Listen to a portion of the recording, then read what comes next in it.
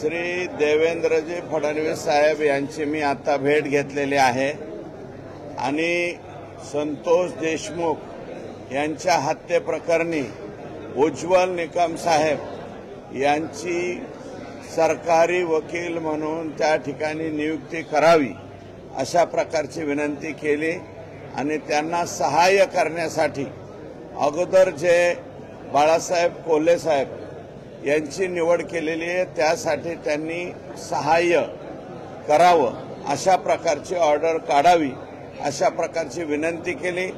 लगेच माननीय मुख्यमंत्री महोदय यांनी उज्ज्वल निकम साहेब यांना फोन केला आणि फोन करून तुमची याला संमती आहे का, कारण कोणत्याही प्रकरणामध्ये संमती संबंधित वकिलाची घेतल्याशिवाय सरकारी वकील अभियोक्ता म्हणून त्यांची नियुक्ती करता येत नाही। तर माननीय उज्ज्वल निकम साहेबांनी माननीय मुख्यमंत्री साहेबांशी आज संध्याकाळी बोलतो म्हणाले। आज पुन्हा ते संध्याकाळी बोलतील आणि बोलल्याच्या नंतर साधारणतः उद्यापर्यंत किंवा सोमवारपर्यंत ही ऑर्डर निघेल अशा प्रकारची आशा या ठिकाणी आहे। कारण हे अतिशय क्रूरतेनं भयानक स्वरूपाचं हे कृत्य असल्यामुळं त्या ठिकाणी उज्ज्वल निकम साहेबच पाहिजेत अशी त्याच्या कुटुंबियाची, माझी आणि संपूर्ण बीड जिल्ह्यातलीच नव्हे महाराष्ट्रातील जनतेची सुद्धा इच्छा आहे आणि ती पूर्ण करण्याच्या दृष्टीनं एक मोठं पाऊल स्वतःहून साहेबांनी फोन लावून उज्ज्वल निकम साहेब यांना फोन लावलेला आहे। ते आता सरकारी अभियोक्ता होतील अशी आशा आहे। एसआयटी पथकाची सुद्धा काल नेमणूक झाली आहे, त्याची सुद्धा घोषणा झाली आहे, त्या तपासाबद्दल काय सांगता? एसआयटी पथक जे नेमलेलं आहे त्याच्यामधल्या 4-2 कर्मचाऱ्यांच्या बाबतीत त्यांच्या कुटुंबियाच्या आणि बीड जिल्ह्यातील जे पोलीस दलामधले काही अधिकारी कर्मचारी आहेत प्रमुख व्यक्तीच्या बाबतीत नाही, परंतु जे साईड ऍक्टर खाली नेमलेले आहेत त्यांच्या बाबतीमध्ये ऑब्जेक्शन आहेत। ही सुद्धा बाब मी मुख्यमंत्री महोदयांच्या लक्षात आणून दिली। त्यांनी मला सांगितलंय की सोमवारपर्यंत तुम्ही ज्यांच्याबद्दलचं ऑब्जेक्शन आहे ते घेऊन या, त्यातली 4 नावं वगळून दुसरी नावं त्या ठिकाणी घेण्याचं सुद्धा सांगितलं आलेलं आहे।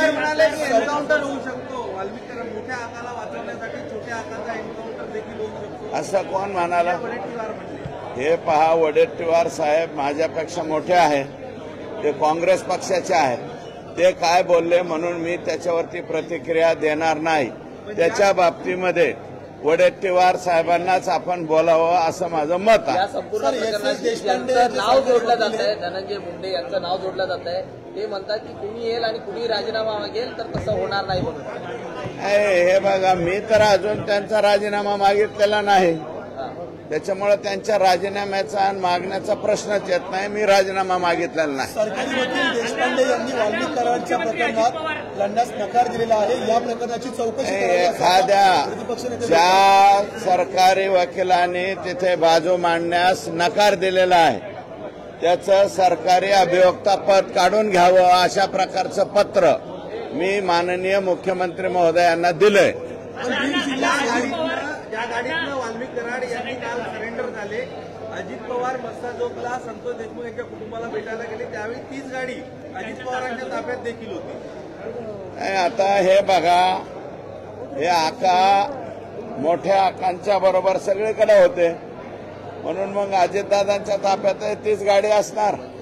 तीच गाडी सरेंडर करायला होती आणि तीच गाडी भेटायला म्हणून केज पोलीस स्टेशनला गेली होती आणि त्या गाडीचा मला वाटतं काळ्या कलरची गाडी आहे, पांढऱ्या कलरची, ही पांढऱ्या कलरची गाडी गेलेली आहे, अशी कोणती संशयास्पद गाडी आहे? अंबादास बोलताय की बीड जिल्ह्यामध्ये याचा तपास होऊ नये, हे जे प्रकरण आहे ते बीड जिल्ह्याच्या कोर्टामध्ये चालू नाही, ते संभाजीनगर किंवा अन्य कोर्टामध्ये चालवण्यात यावं। तुम्हाला वाटतं बीडमध्ये योग्य प्रकारे खटला चालणार नाही? बीडमध्ये प्रकरण माझं असं मत नाही, बीडमध्ये प्रकरण चालवावं, परंतु बीडमध्ये हे लोक बीडच्या लॉकअपमध्ये ठेवू नयेत ते एकतर संभाजीनगरच्या हर्सूलला हलवावेत, नाहीतर नाशिकच्या जेलला हलवावेत. कारण हे आरोपींना भेटायला, सुविधा द्यायला मी अगोदरच म्हणलेलं आहे, बिंदू नामावलीची बीड जिल्ह्यामध्ये वास्तुशांती झालेली आहे, वाटोळं झालेलं आहे. बिंदू नामावलीमध्ये एसटीच्या जागेवरती ठराविक प्रवर्गाचे लोक आलेत, एससीच्या जागेवरती ठराविक प्रवर्गाचे लोक आलेत आणि ओपनच्या जागेवरती आले, मायक्रो ओबीसीच्या जागेवरती आले, सगळ्याच जागेवरती एससीबीसीच्या जागेवरती बी तेच एकाच प्रवर्गाचे लोक जास्त संख्येने तिथल्या अधिकारी कर्मचारी याच्यामध्ये झाल्यामुळं बीड जिल्ह्यामध्ये कुठल्याही बाबतीत प्रॉब्लेम होऊ शकतो.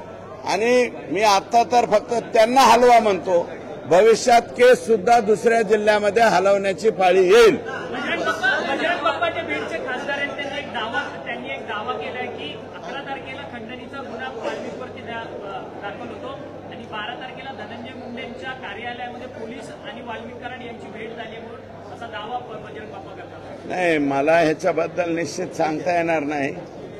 बजरंग बाप्पांचे सोर्सेस जास्त असतील तर तुम्ही ते, आणि असं जर झालं असेल तर हे दुर्दैव आहे. एका खंडणी मागणाऱ्या गुन्हेगाराबरोबर या राज्याचे मंत्री ज्यांनी गोपनीयतेची शपथ घेतलेली आहे, असा मंत्री जर तिथं थांबत असेल तर मंत्री म्हणून घ्यायला सुद्धा ते लायबल नाहीत असं माझं मत आहे.